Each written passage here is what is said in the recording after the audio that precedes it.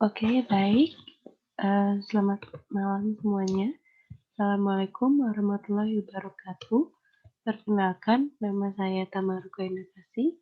Saya di sini akan mempresentasikan karya tulis ilmiah saya atas tugas yang telah diberikan oleh Bapak dosen kami yang terhormat, Pak Nanang. Baik. Oh ya, sebelum saya memulai presentasi ini, saya eh, mohon maaf karena tubuh saya sedang tidak dalam keadaan yang 100% fit. Jadi mungkin nanti di tengah-tengah presentasi kalau saya bersin atau batuk, mohon pengertiannya. Terima kasih. Baik, langsung saja. Nah, ini.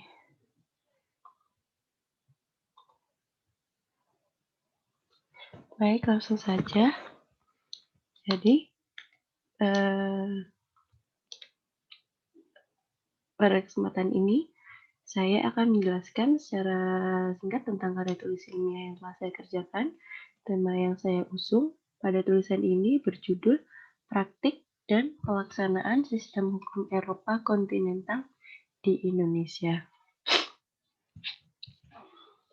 Nah, latar belakangnya dari saya melakukan penelitian ini juga mengerjakan karya tulis ini yaitu karena pertama-tama perlu saya jelaskan bahwa dikatakan oleh para ahli terdahulu bahwa Indonesia menganut sistem hukum Eropa kontinental, mengingat sejarah yang terjadi di Indonesia, yaitu negara Eropa, tepatnya negara Belanda telah menjajah dan menduduki kursi pemerintahan di Indonesia selama kurang lebih 300 tahun, yang mana membuat Indonesia menganut sistem hukum yang telah diterapkan oleh Belanda, yaitu sistem hukum Eropa kontinental atau dapat juga dikatakan sebagai sistem hukum civil law.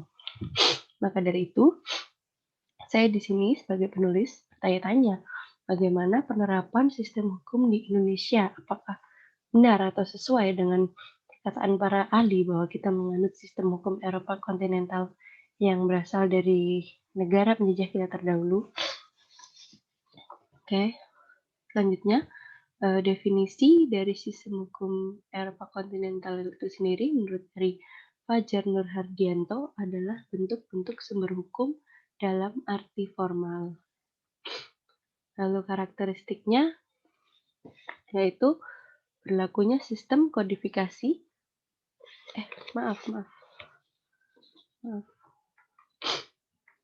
Berlakunya sistem kodifikasi atau memiliki kekuatan mengikat yang diwujudkan dalam peraturan yang berupa perundang-undangan.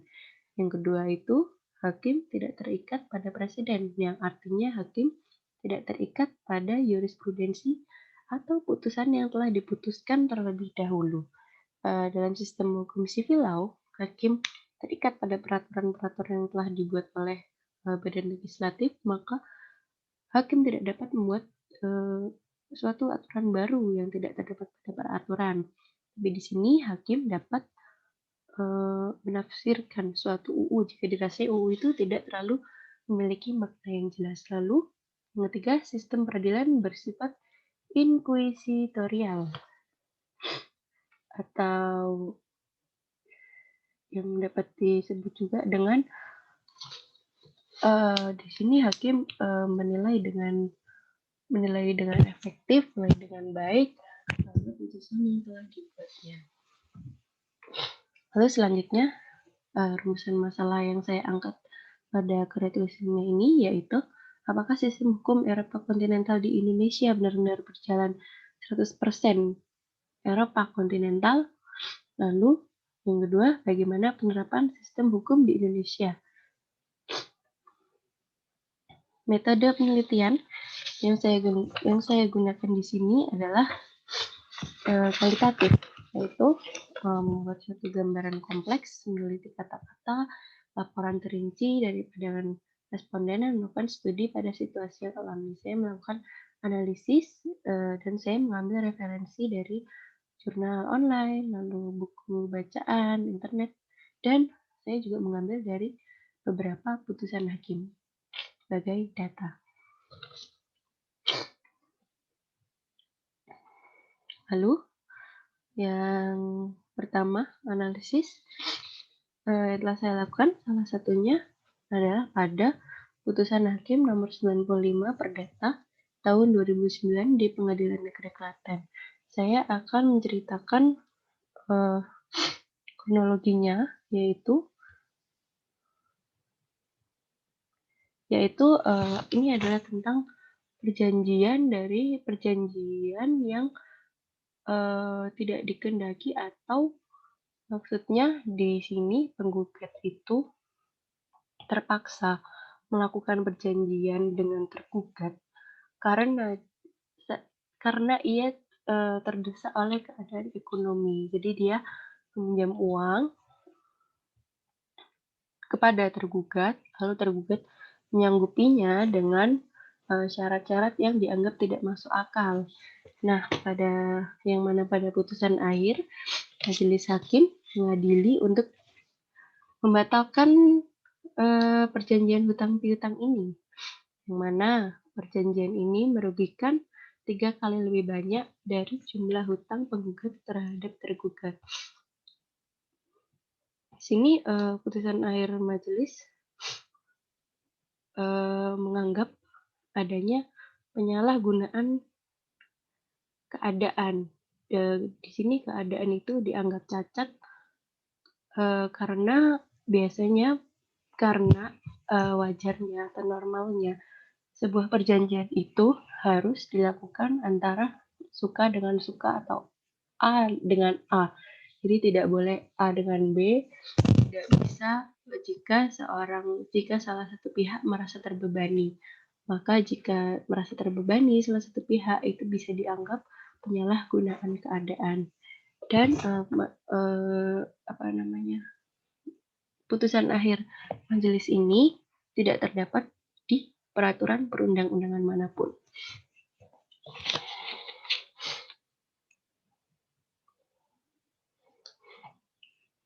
Lalu yang kedua, putusan hakim saya mengambil dari putusan hakim nomor 13 Perdata tahun 2003 di Pengadilan Negeri Semarapura. Jadi di sini kronologinya yaitu gugatan perceraian terhadap tergugat. Di sini penggugat adalah sang ibu. Jadi dia karena keduanya ini saya akan menjelaskan tentang yang ini dulu ya, yang pasal 86 ini. Jadi karena kedua pihak antara penggugat dan tergugat itu tidak beragama muslim atau non-muslim, jadi mereka tidak harus tunduk kepada pasal 86 ayat 1 UU nomor 7 tahun 1989 tentang peradilan agama. Karena yang berdasarkan yang sudah saya baca pada putusan hakim nomor 13 ini, gugat menginginkan sebuah penggabungan perkara. Nah, penggabungan perkara ini hanya diatur dalam pasal 86 ayat 1 ini tentang peradilan agama.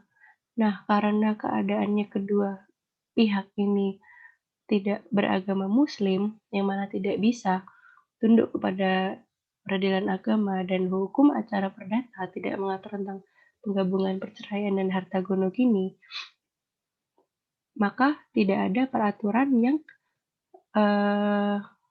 menyangkut keinginan dari penggugat di sini. Dan atas pertimbangan dari majelis hakim, yang mana majelis hakim berpikir bahwa jika sidang pembagian harta gonogini itu dilakukan setelah sidang perceraian, maka majelis hakim mempertimbangkan bahwa bisa-bisa harta yang dihasilkan oleh kedua belah pihak selama masa perkawinan itu bisa habis di tengah jalan.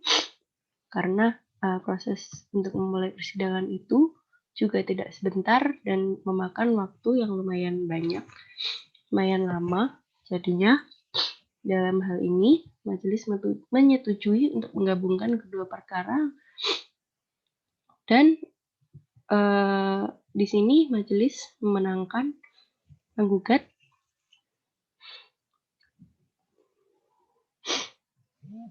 Lalu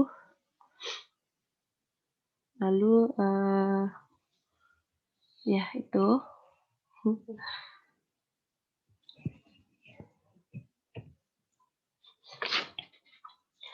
Oke, baik, selanjutnya. Nah, dalam putusan hakim yang sudah saya analisis itu, saya dapat menyimpulkan bahwa menganalisis bahwa hakim menggali nilai-nilai hukum di sosial masyarakat yang tidak terdapat di peraturan perundang-undangan. Maka dari itu, praktek pelaksanaan sistem hukum Eropa kontinental di Indonesia pada kenyataannya hakim juga tidak melulu mengikuti peraturan perundang-undangan yang sudah ditulis dan ditetapkan. Asalkan pada putusan hakim itu tidak merugikan, melainkan putusan itu membawa dampak keuntungan dan keadilan bagi sosial. Untuk kasus yang pertama yaitu yang pemaksaan perjanjian itu jelas menguntungkan bagi penggugat karena pembatalan perjanjian itu ia tidak harus membayar hutang 3 kali lebih banyak, yang mana itu sangat tidak masuk akal dan sangat merugikan penggugat. Lalu untuk kasus yang kedua itu juga menguntungkan penggugat karena dalam kasus itu adalah kasus perceraian dan pembagian harta gonogini. Penggugat juga merasa bahwa ia selama masa perkawinannya dengan tergugat ia merasa ditipu. Ia merasa ia hanya bekerja sendirian, begitu. Lalu yang selanjutnya ada berlakunya hukum adat. Nah, hukum adat menjadi hukum yang banyak dijumpai, apalagi di persebaran wilayah Indonesia. Mengingat Indonesia sendiri terdiri dari beribu macam pulau, maka hukum adat setiap wilayah pasti berbeda. Dan untuk melestarikan adat dan tradisi, tidak jarang suatu hukum adat harus dipatuhi dengan sungguh-sungguh, atau jika tidak mematuhi akan dikenakan sanksi sesuai dengan hukum adat yang berlaku. Nah, contoh yang saya ambil juga itu dari kasus yang kedua, yaitu putusan hakim. Sama dengan kasus yang kedua, yaitu putusan hakim nomor 13 hukum perdata tahun 2003 di Pengadilan Negeri Semarapura. Nah, contoh yang saya ambil ini saya analisis dan saya kaitkan dengan penerapan sistem hukum atau berlakunya hukum adat, yaitu pada saat penjatuhan atau pembagian hak asuh anak yang pada akhirnya jatuh kepada sang penggugat atau di sini yaitu sang ibu. Nah,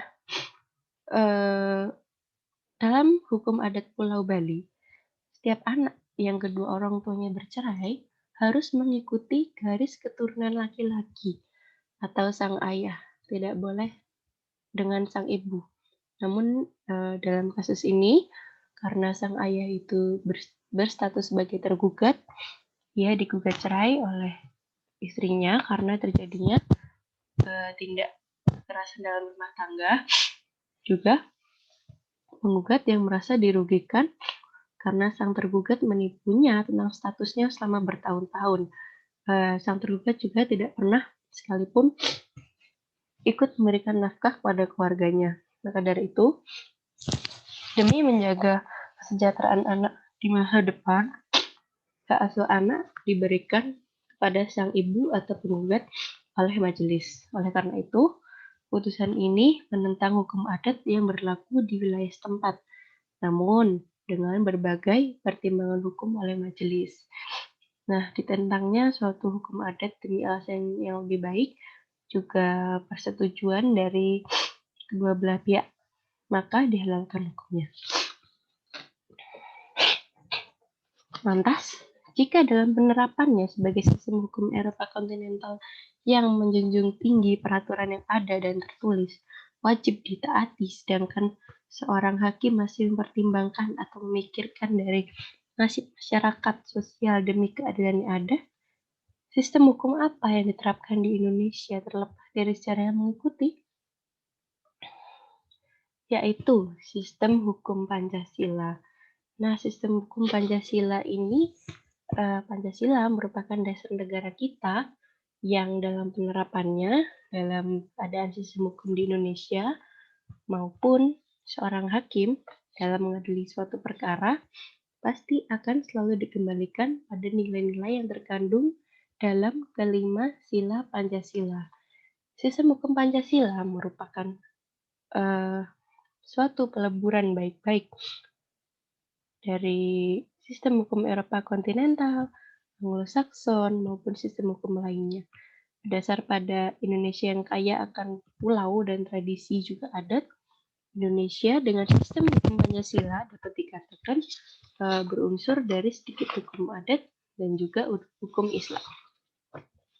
Karena Indonesia memiliki mayoritas penduduk dengan jumlah penganut agama Islam yang besar di Indonesia dan perpaduan antara sistem Eropa kontinental dan Anglo-Saxon. Nah, menurut Mahfud MD di sini, sistem hukum Pancasila merupakan sistem hukum yang bersifat prismatik, yakni suatu konsep perpaduan antara hal-hal yang baik dari pandangan individualisme, kolektivisme, pandangan Restat, dan rule of law, pandangan law as a living, dan law as a tool of social engineering, juga pandangan religious nation state, yaitu negara berlandaskan dari berbagai macam agama, bukan berlandaskan dari suatu agama tertentu. Nah, kesimpulannya berarti bisa dapat disimpulkan bahwa penerapan sistem hukum di Indonesia tidak berjalan 100% Eropa kontinental. Sistem hukum di Indonesia itu tidak berjalan sesuai dengan sejarah yang mengikuti, namun Indonesia memiliki sistem hukum sendiri atas dasar negara yaitu Pancasila. Maka negara Indonesia menganut sistem hukum Pancasila yang berarti peleburan baik-baik dari sistem hukum Eropa kontinental, Anglo-Saxon, lalu ditambah dengan unsur-unsur hukum adat yang berlaku dan hukum Islam. Baik, cukup sekian saya ucapkan. Terima kasih atas perhatiannya. Wassalamualaikum warahmatullahi wabarakatuh. Selamat malam semuanya.